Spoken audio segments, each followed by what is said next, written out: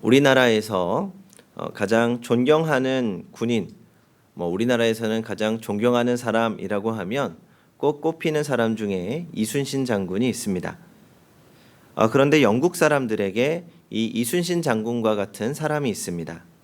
바로 호레이쇼 넬슨 제독입니다. 사진을 한번 보겠습니다.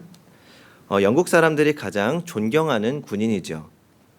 넬슨 제독이 영국 사람들에게 이런 존경을 받게 된 결정적인 이유는 이 트라팔가 전투에서 승리했기 때문입니다. 1789년 프랑스 혁명이 일어난 이후 유럽 전역은 전쟁의 소용돌이에 휘말리게 되었습니다. 그때 영국은 역사적인 라이벌이자 의회 민주주의와 입국 군주제를 위협하는 이 프랑스와 맞서 싸우게 됩니다. 당시의 황제의 자리에 오른 나폴레옹은 끊임없이 영국을 공격해 왔습니다. 영국은 이런 프랑스와 싸우기에는 절세적인 열세였습니다. 그런데 이 넬슨 장군이 프랑스의 모든 공격을 막아내었고 마침내 1805년 두 나라 사이에 최후의 전투가 벌어지게 됩니다. 1805년 10월 21일 새벽 스페인 남부 트라팔카 해협에서 33척의 배를 이끌고 나온 프랑스 스페인 연합군과 넬슨이 이끄는 27척의 영국군 사이에서 전투가 시작됩니다. 이른바 세계 4대 해전 중의 하나인 트라팔가 해전이 시작된 것입니다. 당시 영국은 모든 것이 열세였습니다. 함대의 숫자에서도 열세였을 뿐만 아니라 프랑스의 함대는 최신형이었습니다. 그러나 전투에 앞서 넬슨 제독은 모든 영국 함대에게 이런 명령을 하달합니다. 영국인은 각자가 자기의 의무를 다하기를 기대하노라. 그렇게 시작된 전투는 치열했습니다. 그도 그럴 수밖에 없는 것이 그 한 번의 전투로 인해서 전체 전쟁의 성패가 결정된다는 것을 서로가 잘 알고 있었기 때문입니다. 전투에서 넬슨은 언제나 선봉에 섰고 영국군이 승기를 잡기 시작합니다. 그 무렵 넬슨 제독은 총상을 당하게 되고 그 자신도 자신의 생명이 마지막이 되었음을 알았습니다. 그러나 그는 자신이 총상을 당했다는 사실을 숨긴 채 침상에서 전투 지휘를 계속했고 결국 넬슨이 이끄는 영국이 승리하게 됩니다. 영국의 승리가 확정된 순간 넬슨도 최후를 맞아야 했습니다. 넬슨은 울먹이는 부하들에게 이렇게 최후의 말을 했다고 합니다. 하나님께 감사한다. 나는 내 의무를 다했다. 넬슨은 그렇게 죽었지만 영국은 전쟁에서 승리를 거두게 됩니다. 영국 사람들은 그런 넬슨 제독을 기리기 위해서 런던에 있는 윌리엄 4세 광장을 트라팔가 광장으로 이름을 바꾸어 불렀습니다. 그리고 그 트라팔가 광장 한가운데에 높이 50m가 넘는 곳에 넬슨 제독의 동상이 세워져 있고 그 동상 기단에는 트라팔가 해전에서 넬슨 제독이 한 말이 새겨져 있습니다.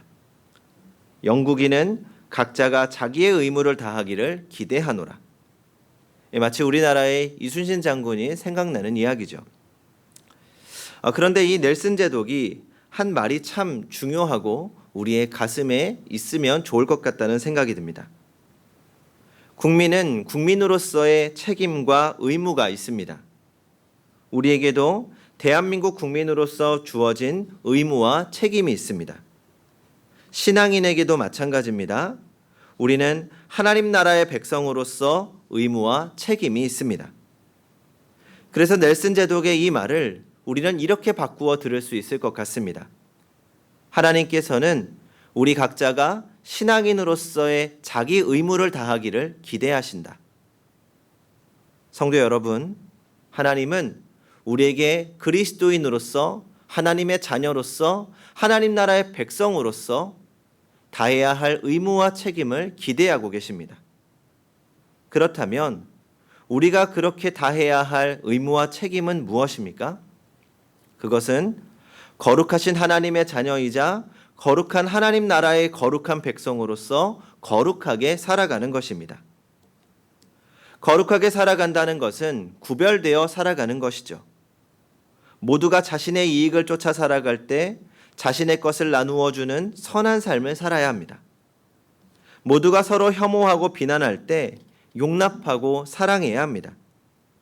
모두가 원수를 갚으려고 할 때 용서하고 사랑해 주어야 합니다. 모두가 쾌락을 쫓을 때 절제하고 고귀함을 쫓아야 합니다. 세상 속에서 다른 사람들과의 다른 삶의 방식으로 살아가는 것, 그것이 거룩하게 살아가는 것입니다. 이 거룩하게 사는 것은 우리에게 있어 선택의 문제가 아닙니다. 하나님 나라의 백성이라면 마땅히 구별된 사람으로 구별된 삶을 살아야 합니다. 오늘 본문에서 사도 바울이 거룩하게 살아야 함을 강조한 이유가 있습니다. 사도 바울이 편지를 써 보낸 고린도 교회는 여러 가지 면에서 많은 문제를 안고 있던 교회였습니다. 성령의 은사도 많은 교회였지만 그럼에도 여전히 세상적인 것들을 온전히 털어내지 못한 채 살고 있는 교인들이 많이 있었습니다. 교회 안에 세상과 똑같은 파벌이 있었고 교인들 간의 다툼이 심해져서 세상 법정에서 재판을 받기도 했습니다. 또 예수 믿기 전에 가지고 있었던 불건전한 생활을 계속하고 있는 교인들도 있었습니다. 심지어는 성령의 은사로 인해서 교회 안에 시끄러운 일들도 일어났습니다. 그러니까 사도 바울은 고린도 교회 안에 있는 그런 문제들을 어떻게 풀어나가야 하는지 자세하게 써주었습니다. 이것이 고린도전서의 내용입니다. 고린도 교회는 바울의 편지를 받고 많은 노력을 했습니다. 하지만 여전히 그런 문제가 다 해결되지는 않았습니다. 그래서 또 다시 편지를 써보내게 됩니다. 그것이 고린도 후서입니다. 오늘 본문 바로 앞인 고린도후서 6장의 말씀에서는 신앙인의 가치관에 대해서 이야기하고 있습니다. 고린도 교회의 문제를 알고 그 문제를 해결할 수 있는 방법들을 제시해 주었는데도 그것들이 고쳐지지 않은 이유가 가치관의 문제 때문이라고 생각한 것입니다. 성도 여러분, 신앙인은 근본적으로 세상 사람들과 다른 가치관을 가지고 살아야 합니다. 신앙인이라고 하면서도 여전히 세상적인 사고와 세상적 가치관을 가지고 살아간다면 그 사람은 아무리 오랫동안 신앙생활을 했다고 하더라도 그리스도인다운 삶을 살 수가 없습니다. 제가 예전에 오래전에 청소년들에게 이 복음과 성화에 대해서 설명하기 위해서 이 짧은 동화를 만든 적이 있습니다. 그러니까 왕자와 거지라는 이야기입니다. 제가 한번 그 이야기를 해보겠습니다. 옛날 희망이라는 나라가 있었습니다. 희망 나라에는 인품종 왕과 왕비 그리고 그들 사이에서 태어난 어린 왕자가 살고 있었습니다. 나라는 평화로웠고 백성들은 행복했습니다. 그러던 어느 날 희망 나라는 이웃 나라의 침공을 받고 전쟁이 벌어지게 됩니다. 그러던 와중에 어린 왕자는 적군의 포로에 빼앗겨 생사를 알 수 없게 되었습니다. 다행히 희망 나라는 전쟁에서 승리했지만 잃어버린 왕자는 찾을 수가 없었습니다. 그리고 10년이라는 시간이 흘렀습니다. 왕비는 아이를 잃은 아픔으로 이미 세상을 떠났고 왕은 어린 왕자를 늘 그리워했습니다. 그러다 하루는 왕이 나라가 평안한지 잘 살펴보기 위해서 시차를 떠났습니다. 그러다가 다리 밑에 거지 소굴에서 눈에 띄는 거지를 발견합니다. 잠시 스쳐 지나갔지만 분명히 자신이 오래전에 잃어버렸던 왕자가 분명했습니다. 왕은 그 즉시 거지를 찾아갑니다. 그리고 너는 내가 오래전에 잃어버린 아들이었노라고 선언합니다. 하지만 어린 거지는 믿을 수가 없었습니다. 내가 왕자라니. 하지만 왕은 자신만이 알고 있는 신체의 비밀은 분명히 알고 있었습니다. 믿을 수 없었지만 믿을 수밖에 없었습니다. 왕은 무작정 거지 소년을 자신의 왕궁으로 데리고 갑니다. 왕궁에 도착한 왕자는 깜짝 놀랐습니다. 왕자는 시녀들의 안내에 따라서 깨끗하게 목욕을 하고 준비된 새 옷을 입었습니다. 거울이 비친 자신의 모습이 너무 어색했습니다. 내가 정말 왕자란 말인가? 안내를 따라 자신의 침소를 가보았습니다. 예전에 살던 곳과는 너무 달랐습니다. 좋은 옷, 좋은 음식, 좋은 침대. 이제 정말 내 인생에 복이 찾아오는 건가 하는 생각이 들었습니다. 그렇게 스르륵 잠이 든 왕자는 다시 만난 아버지와 오래오래 행복하게 살았습니다. 라고 이야기가 끝이 나야 하는데 왕자에게 예상하지 못했던 일들이 벌어지기 시작했습니다. 이제 왕자가 되어서 배부르고 등 따신 행복한 나날을 기대했는데 뭔가 문제가 생겼습니다. 아침에 눈을 뜨자 시녀장으로 보이는 사람 옆에 누군가 서 있었습니다. 시녀장은 그 사람을 선생님이라고 소개했습니다. 앞으로 왕자로서 살아가기 위해 배워야 할 것들을 가르쳐 주실 분이라는 거죠. 그때부터 왕자의 고생문이 열리기 시작했습니다. 나라의 역사, 왕자로서의 말과 행동을 배워야 했습니다. 장차 왕이 되면 필요한 정치, 경제에 관한 학문도 배워야 했습니다. 그 어느 것 하나도 쉬운 일이 없었습니다. 걷는 것부터 밥 먹는 것까지 모든 동작 하나하나 배워야 했습니다. 하지만 도저히 쉬운 일이 아니었습니다. 거지로 10여 년 동안 마음대로 살아왔는데 새로운 규칙과 의무 안에 살아간다는 것은 너무나 어려운 일이었습니다. 조금이라도 허술한 모습을 보이면 옆에서 잔소리가 날아왔습니다. 전하, 법도를 지키셔야죠. 왕자로서의 품행을 바르게 하십시오. 갑갑하고 힘들었습니다. 보고 싶은 아버지는 잠시 전쟁으로 인해 자리를 비웠고 일과를 겨우 마친 후 침대에 누워보았더니 혼잣말이 절로 나왔습니다. 에휴, 차라리 예전이 더 편했는데. 눈치 보지 않고 자기 마음대로 살아왔던 과거가 떠오른 것입니다. 먹고 싶으면 먹고 싸고 싶으면 싸고 자고 싶으면 자고. 그래서 왕자는 딱 한 번만 자신이 살던 곳으로 가보기로 합니다. 그리고 방을 지키는 병사들의 눈을 피해 거지 소굴로 돌아갑니다. 여기까지가 1부 이야기입니다. 재밌으신지는 모르겠습니다. 흔한 클리셰로 가득한 이야기지만 우리가 하나님의 자녀가 되는 과정을 보여주고 싶었습니다. 1부에서는 하나님의 사랑으로 하나님의 자녀가 되는 과정, 2부는 왕자가 거지로서 살던 과거의 습관을 버리고 왕자로서의 정체성을 회복하는 과정, 그리고 3부는 왕자로서 정체성을 회복한 왕자가 성인이 되어 전쟁에 나가서 승리한다는 이야기입니다.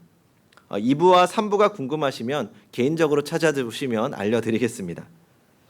제가 동화를 통해서 이야기하고 싶었던 것은 우리가 하나님의 자녀가 되었다고 해서 그것으로 고생 끝 행복 시작을 의미하는 것은 아니라는 겁니다. 하나님의 자녀는 그 누구도 누릴 수 없는 큰 은혜와 특권이 있습니다. 그러면서 동시에 하나님의 자녀답게 살아야 할 의무와 책임이 있습니다. 물론 우리가 예수를 믿는다고 해서 우리의 삶이 한순간에 바뀌는 것은 아닙니다. 우리는 경제적 사고 안에서 물질이 최고라는 가치의 홍수 속에서 살아왔고 살고 있습니다. 내가 살기 위해서는 다른 사람을 짓밟고서라도 살아남아야 하는 적자 생존의 세상 속에서 살고 있습니다. 어린 시절 학교에서 배우는 것은 협동이 아니라 등수를 나누어 평가하는 것부터 익혀나갑니다. 그러니 사랑과 희생, 섬김이라는 하나님 나라의 가치관을 내 것으로 만드는 것은 어려운 일입니다. 그러나 어렵다고 포기할 수 있는 일은 절대 아닙니다. 왕자가 귀찮고 힘들다고 자신의 신분을 버릴 수 없듯이 우리는 하나님의 자녀로서 살아가는 것이 귀찮고 힘들더라도 그 신분을 버릴 수 없습니다. 우리가 거룩하게 사는 것 포기할 수 없는 문제입니다. 우리가 거룩하게 사는 것이 우리를 향하신 하나님의 뜻이고 하나님의 기대입니다. 오늘 본문에서 말씀하고 있습니다. 거룩함을 온전히 이루어 육과 영의 온갖 더러운 것에서 자신을 깨끗하게 하자. 우리는 거룩함을 온전히 이루어 가야 합니다. 그것이 우리를 향한 하나님의 바람이자 우리의 의무입니다. 거룩함을 온전히 이루어가는 것, 그것을 우리는 성화라고 말합니다. 성화란 우리가 거룩한 존재임을 깨닫고 거룩해가는 과정을 말합니다. 엄밀히 말하면 우리 자체가 거룩해질 수는 없습니다. 거룩한 존재는 아닙니다.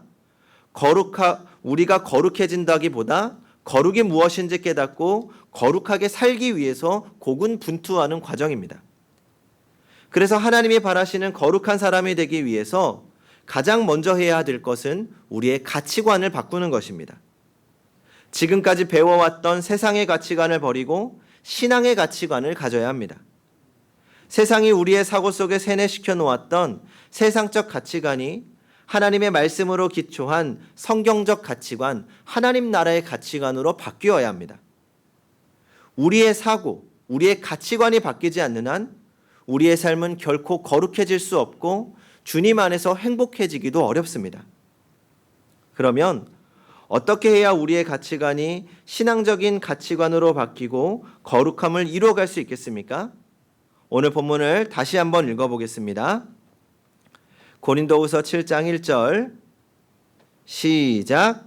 그런즉 사랑하는 자들아 이 약속을 가진 우리는 하나님을 두려워하는 가운데서 거룩함을 온전히 이루어 육과 영의 온갖 더러운 것에서 자신을 깨끗하게 하자. 먼저는 하나님의 약속을 기억하고 확신하는 것입니다. 이 약속은 우리가 예수 그리스도를 영접하여 하나님의 자녀가 되었다는 사실입니다. 하나님의 자녀로서 정체성을 가지는 것입니다. 물론 이 이야기는 우리가 너무 오랫동안 들어왔기 때문에 늘 기억하고 또 염두에 둬야 할 것입니다. 그러나 오늘 우리가 더 신경 쓰고 조심해야 될 것, 바로 하나님을 두려워하는 것입니다. 오늘 우리 신앙인들의 신앙생활을 보면 하나님을 사랑하고 하나님의 자녀임을 믿고 하나님의 사랑을 믿지만 하나님을 두려워하지는 않는 것 같다는 생각이 듭니다. 최근 들어서 이 촉법소년에 대한 논쟁이 더욱 심화되고 있습니다. 얼마 전에는 촉법소년이라고 하는 드라마도 나왔습니다. 이 촉법소년은 아시는 것처럼 14세 미만의 청소년은 법적 처벌을 받지 않는다는 겁니다. 최근에는 차량을 훔쳐 타는 등 40번이나 잡혀놨다 풀려난 중학생이 이 자신이 촉법소년의 나이가 지난 것을 착각하고 또 범죄를 저질러서 결국은 잡혔다는 이야기와 들렸습니다. 이런 일들이 빈번하다고 합니다. 촉법소년의 지위를 이용해서 처벌에 대한 두려움 없이 아무런 양심적 거리낌 없이 범죄를 저지른다는 것이죠. 교화와 교화의 목적으로 시작된 일이 도리어 악용되는 일들이 생긴 겁니다. 그래서 촉법소년을 폐지하고 처벌에 대한 두려움이 필요하다는 것이죠. 물론 여기에 대해서는 더 많은 숙고와 논의가 있어야 한다고 생각합니다. 그러나 분명한 것은 우리의 삶이 심판받을 때가 있다는 사실을 안다면 우리는 우리의 삶을 결코 허투루 살 수 없을 것입니다. 우리의 행위가 언젠가 하나님의 심판을 받아야 한다는 사실을 안다면 우리는 우리의 행동거지 하나하나에 조심하게 될 것입니다. 저도 그렇습니다. 지난 고난주간 우리는 교만, 인색, 시기, 분노, 정욕, 탐욕, 나태 이 7가지의 죄를 하나님 앞에서 고백하고 적어보는 시간을 가졌습니다. 이 사실 저에게는 그 시간이 굉장히 짧은 시간이었고 부족한 시간이었습니다. 그 죄를 다 적기에는 시간이 훨씬 많이 필요하겠더라고요. 실제로 행한 죄뿐만 아니라 내 마음 안에 생각으로 했던 죄들까지 적기에는 시간이 터무니없이 부족하고 또 내 안에 얼마나 죄가 많았는지 다시 깨달았습니다. 그런데 그 죄들이 생각으로만 머물고 행동으로 옮겨지지 않았던 많은 이유에 대해서도 생각해 보았습니다.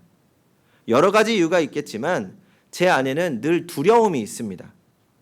내 죄로 인해서 하나님의 영광을 가리울지도 모른다는 두려움과 언젠가 내가 하나님 앞에 서게 될 텐데 그때 하나님 앞에 내가 지었던 모든 죄들이 낱낱하게 드러나고 하나님이 나의 죄를 심판하실 텐데 그 앞에 서게 될 것에 대한 두려움이 늘 있었습니다. 하나님이 주신 그 거룩한 두려움 때문에 저 스스로를 더욱 통제하고 선한 길로 가기 위해 나름 애를 썼다는 생각이 들었습니다. 물론 그렇다고 제가 지금 거룩하게 살고 있다고 하는 이야기는 아닙니다. 다만 하나님을 향한 두려움, 언젠가 있을 심판에 대한 그 두려움이 오늘 조금이라도 저를 더욱 거룩한 것을 선택하게 하는데 도움이 된다는 것입니다. 단순한 공포는 부정적인 감정이지만 우리가 하나님께 갖는 두려움은 피조물이 창조주이자 심판주에게 갖는 당연한 감정입니다. 그러나 그런 두려움을 넘어서 더 큰 사랑으로 하나님께서 우리와 함께 하시기 때문에 우리는 하나님의 자녀로서 사랑과 두려움 사이에서 하나님을 경외하며 살아갈 수 있는 것입니다. 그리고 그 사랑과 두려움으로 우리는 온전히 거룩함을 이루어 가야 합니다. 성도 여러분, 우리는 그렇게 주님이 부르신 존귀한 존재로 우리의 삶을 살아야 합니다. 하나님께서 우리를 그렇게 존귀한 존재로 부르신 이유는 우리의 삶에서 거룩함의 향기가 나고 우리의 자아가 거룩함을 온전히 이루어 가도록 하기 위해서입니다. 세상이 어떻게 돌아가든지 우리는 우리가 가야 할 길을 가야 합니다. 우리가 가야 할 길은 세상을 따라가는 것이 아닙니다. 우리는 거룩함을 온전히 이루도록 거룩한 길을 끝까지 걸어가야 합니다. 다만 우리가 신앙의 가치관을 가지고 신앙을 따라 살아가다 보면 때로는 손해볼 수도 있습니다. 그럴지라도 전능하신 하나님께서 우리 삶을 채워주실 것이라는 분명한 소망과 믿음 안에서 주의 길을 걸어가야 합니다. 그렇게 가다 보면 어느샌가 우리의 모습은 거룩함을 온전히 이루는 하나님의 백성다운 모습으로 변화될 수 있을 것입니다. 그렇게 날마다 주님을 닮아가는 거룩한 백성으로 살아가는 성도님들이 되시기 바랍니다. 기도하겠습니다.